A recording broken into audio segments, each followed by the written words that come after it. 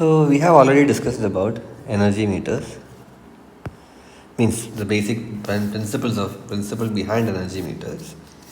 And what we have learned is that first point, when you have a magnet, when you have a magnet moving on top of a conductor, then the conductor also will move. The conductor also will move in the same direction. In the same direction. So this is one point we have seen, right? I hope you remember. We have seen how the eddy currents are produced, and due to eddy currents, or based on Lenz's law, how the conductor plate also will move along with the magnet in the same direction, so that relative velocity will reduce. So we have discussed this to a better extent in the earlier class. Second point is that without moving a magnet, we can make a moving magnetic field. Right? We can what? We can create a moving magnetic field if we have got two currents, and with the currents are what? If you have two currents and they have a phase difference, or they are out of phase, we have considered the 90-degree case. So whenever they are at an angle of 90 degree and we have those currents, then we will be able to make a moving magnetic field without actually moving the magnet. So this is what we have learned till now about energy meter. One point is that you have a conductor or a plate, conducting plate, and you have placed a magnet on top of that conducting plate. Then what will happen? Then if at all you are moving the magnet, along with the magnet, that conducting plate also will move in the same direction. So that is our one point that we have learned. Second point is that without moving the magnets itself, we can create a moving magnetic field by having two currents passing through different coils, and they should have a phase difference of how much? Let us say 90 degree. So this is what we have learned till now, and with that understanding, let us get into what better understanding on, or let us get into the constructional details of the energy meter. So now we will be discussing about the real energy meter or the construction of an energy meter. Okay. So let us see. First of all, as you are aware, an energy meter, it will consist of an aluminum disc. So let me first draw an aluminum disc like this. Okay, so this is my aluminum disc. So like this, and I have an aluminum disc, and let us say it is kept on a spindle like this, like a leg is there, and it is like free to rotate. So this kind of a structure I have. Okay, this kind of a structure I have, and this is an aluminum disc. Okay. So on so I have an aluminum disc. That is the first thing. If you see, or if at all you have seen an old energy meter, not the one that we have now at our home, which are digital energy meters, the older version of energy meters, there we have got an aluminum disc. I think you might have seen this in your lab sessions. So this is the aluminum disc that we have. Now apart from aluminum disc, similar to the construction, similar to the two principles we have seen, we have got three coils here, and I will place those coils now.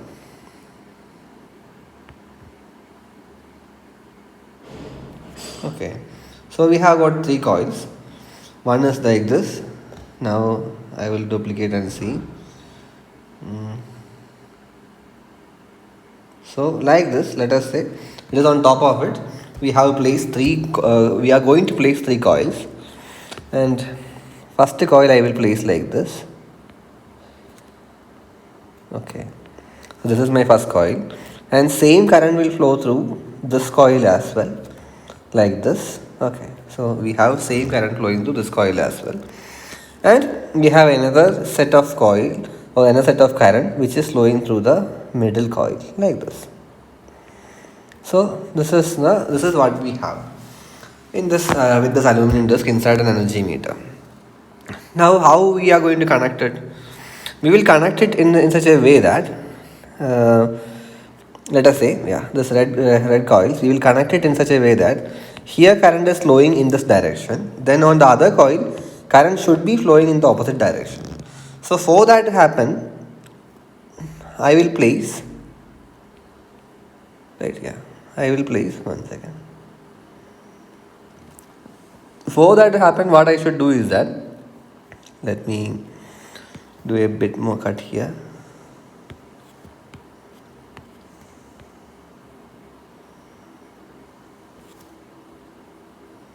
Oh my god.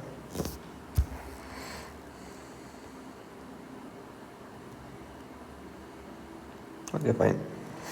Fine. Yeah, okay. Yeah, I will take it like this.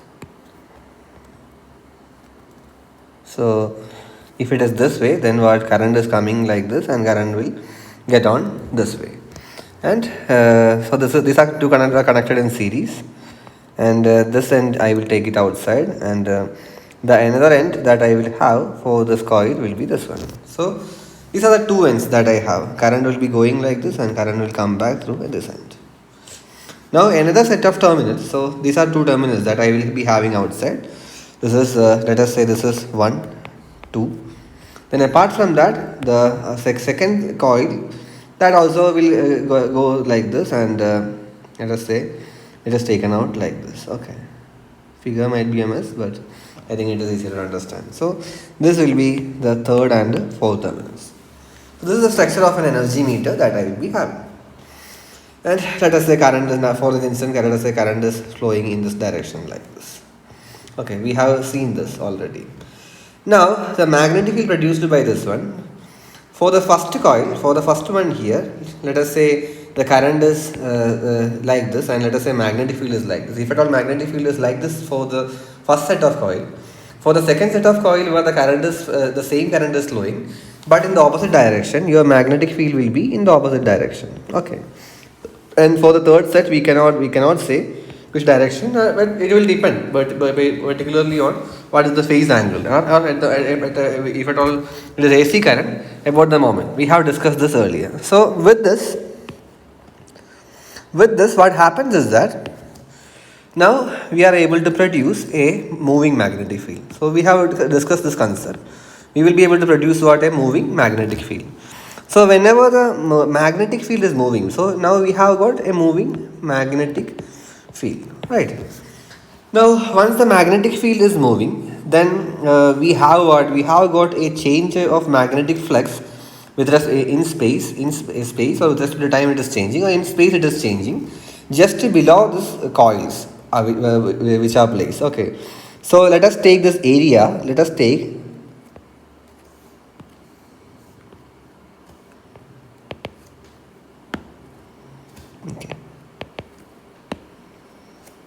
okay, let us take this area. Okay, let us take an area over here, which means that just beneath this coils which are where I have placed.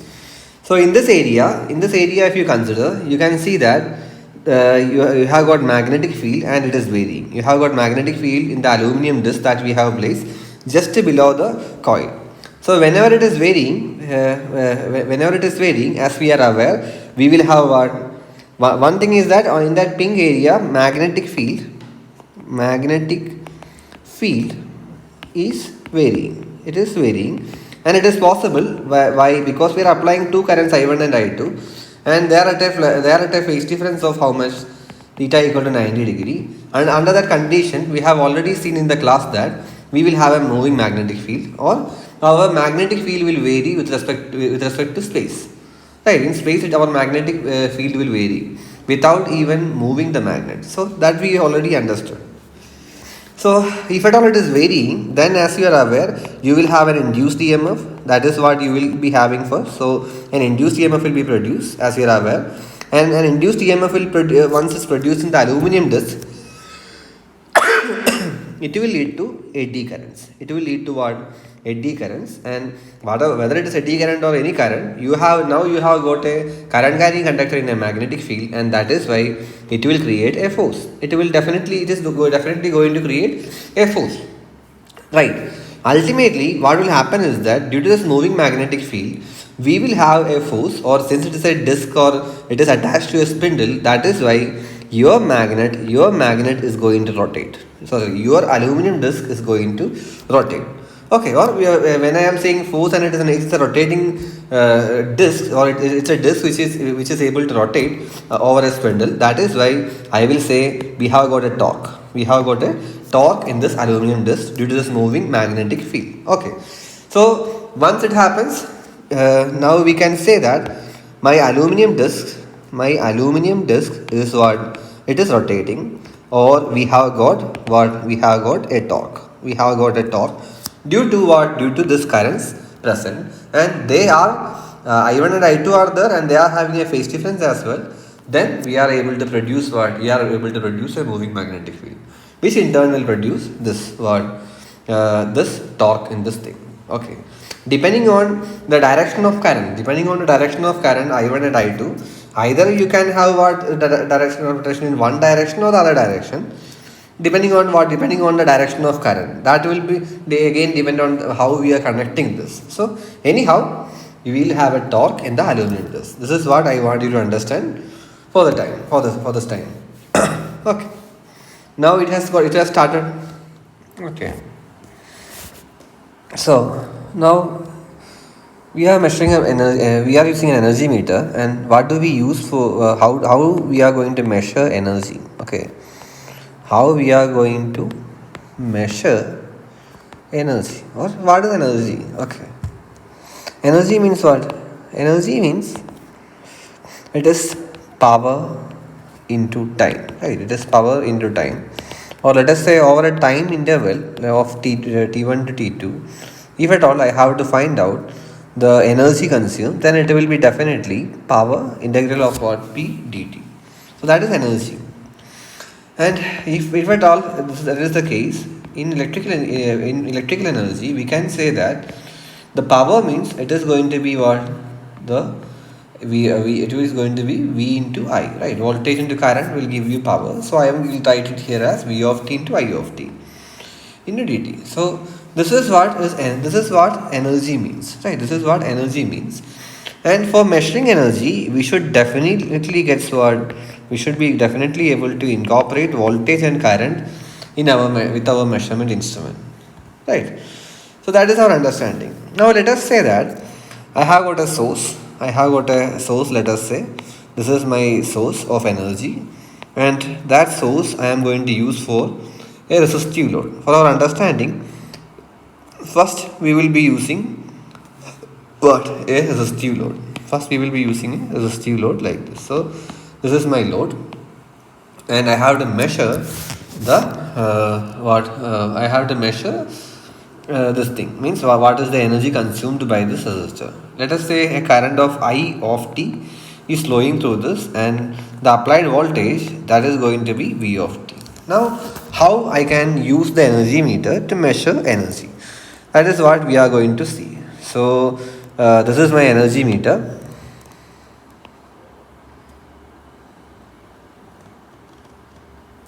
So this is my energy meter. So let us take it.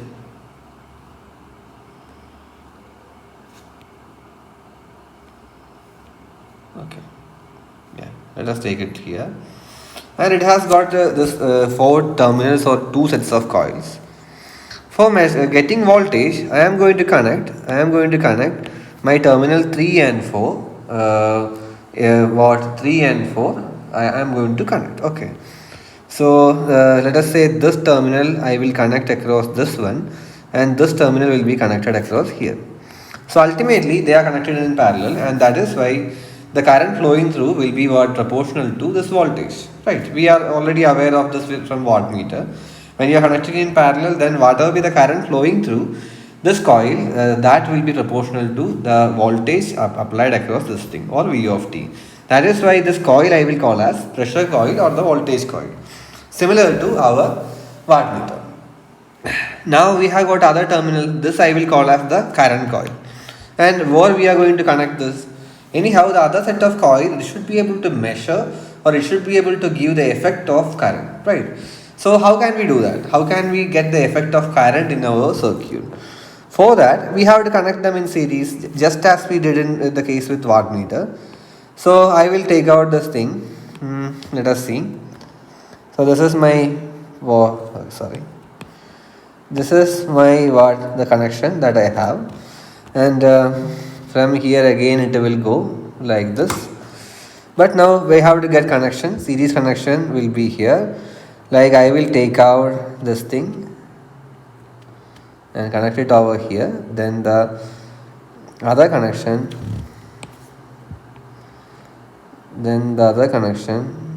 will come from here. Okay, it might look as a mess, but important is that you should be able to understand. So the current will come this way, and that is why we will call it as the current coil.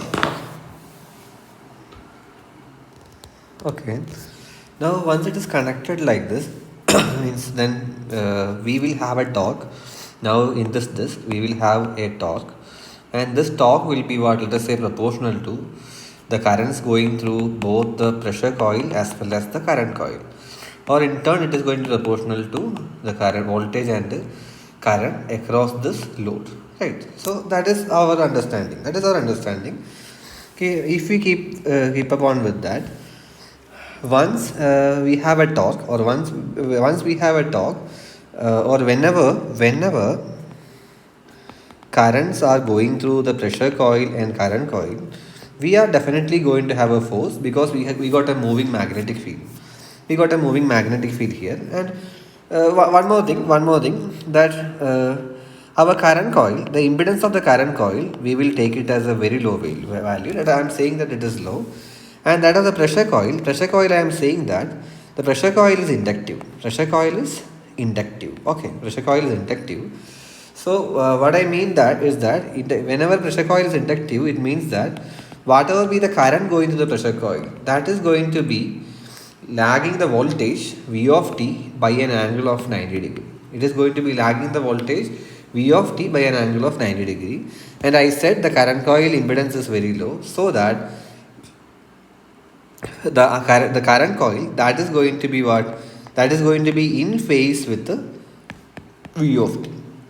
So based on that, we can see that ICC and IPC, they are in what? They are at having a 90 degree of phase difference between them. So now we have got two conditions satisfied. One is that we have got these three coils, and out of them we have two currents which are flowing, and they are having a phase difference of 90 degree from each other. So our conditions are satisfied for getting a moving magnetic field. Okay, so now force is going to be there. Whenever force or torque is present all the time, then my angular velocity is going to increase, right? Because we are not having anything to control it. Once I have a force or the torque developed, then definitely my disc, the aluminum disc will what? It will accelerate. And go. So that is something is going to happen here. The aluminum disc will accelerate, right? So depending on the force, the aluminum disc will accelerate. It will not be moving at a constant speed. Instead, you will have what? You will have a acceleration here, a positive acceleration here in the direction of rotation. So keeping in that mind, if at all it is that way, then we cannot measure power. We cannot measure energy, because it will be rotating. That is right, and it is accelerating really. So what we are going to do here? So this is our deflecting torque. This is our deflecting torque. Okay. Now we need a control torque. We need what? Like any other machine, we need a control torque. So for having control torque, what I am going to do is that in this instrument,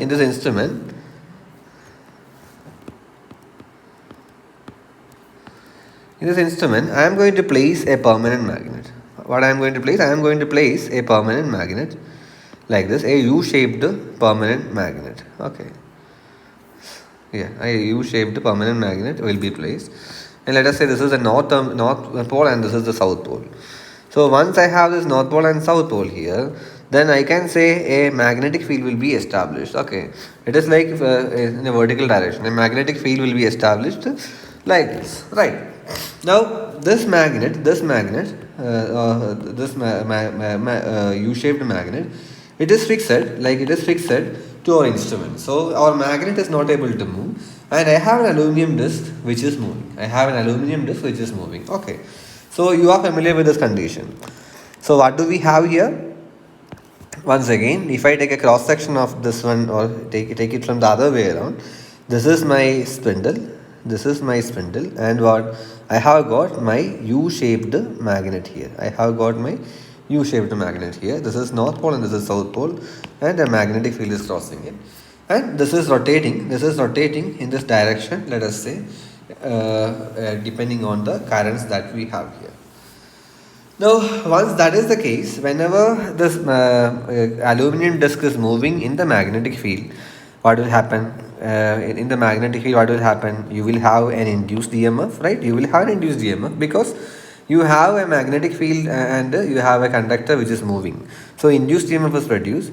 Once induced EMF is there, then since it is a disc, we will say we have what? We have got eddy currents. And once eddy current is there, we will have force developed in this region. We will have what? Force developed in the disc. And what about the direction of force? The force will try as per Lenz's law. This we have already discussed. As per Lenz's law, whatever be the force produced, or whatever be the eddy currents produced, or the EMF produced, it will always try to oppose whatever be the cause producing it. Okay. Here, what is the cause for induced EMF? Induced EMF, as you are aware, is given by minus d phi by dt, or the rate of change of flux. Here, who is causing the induced EMF? It is the rotation of what? It is the rotation of our aluminum disc. Or I can say that induced EMF, or the eddy current, or the force, that is going to depend on what? That is going to depend on omega, or the angular speed of this disc.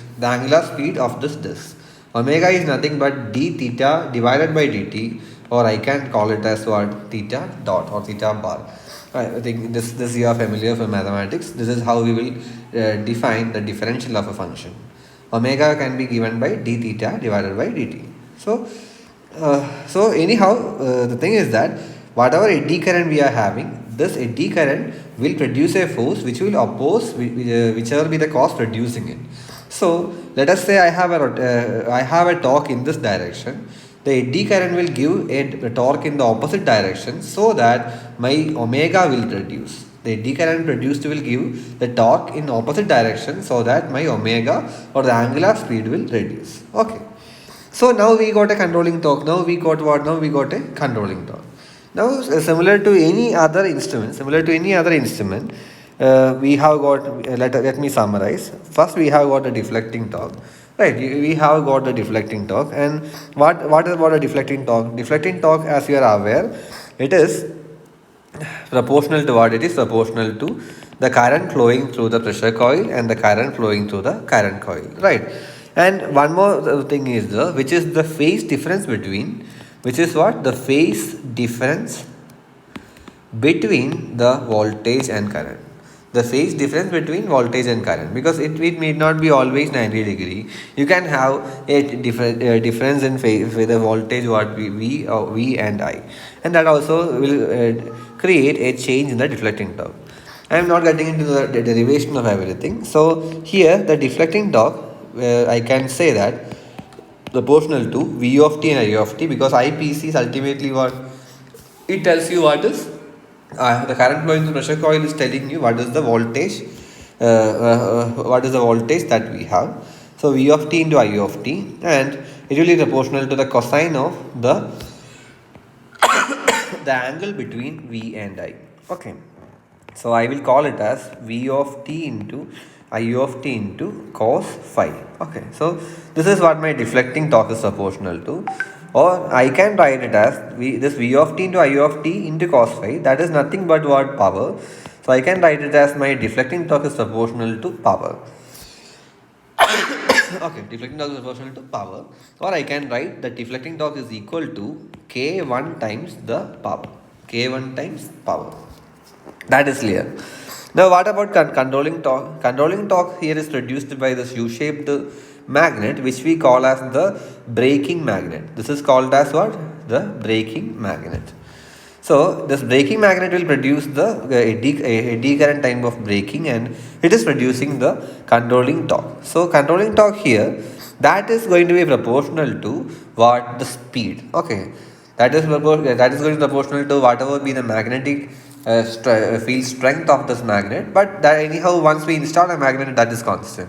So the one and only thing now going to matter is what, how much faster your aluminum disc is rotating. So that is why the controlling torque is going to be proportional to omega, or what, the differential of our angular deflection theta dot. Okay, so TC is proportional to theta dot, or TC I can write it as K2 into theta dot. Okay, now what we will do, we can say at equilibrium condition, what will happen at equilibrium condition, my deflecting torque and my controlling torque is going to be equal. My deflecting torque and controlling torque is going to be equal whenever we have an equilibrium. So that case, TD means what? TD is K1 into P of T, and TC is K2 into theta dot.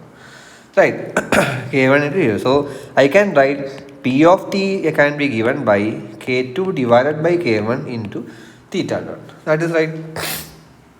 Now what is energy? What is energy? This is power. Power we got as the term what, K2 by K1 into theta dot. For getting energy, we can write as what, integral from what, T1 to T2 of P of T dt.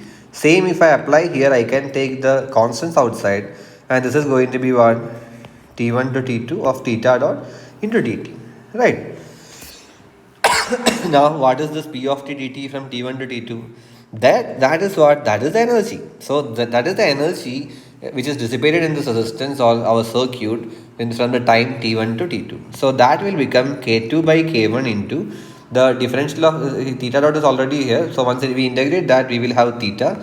So theta of what, T2 minus theta of T1.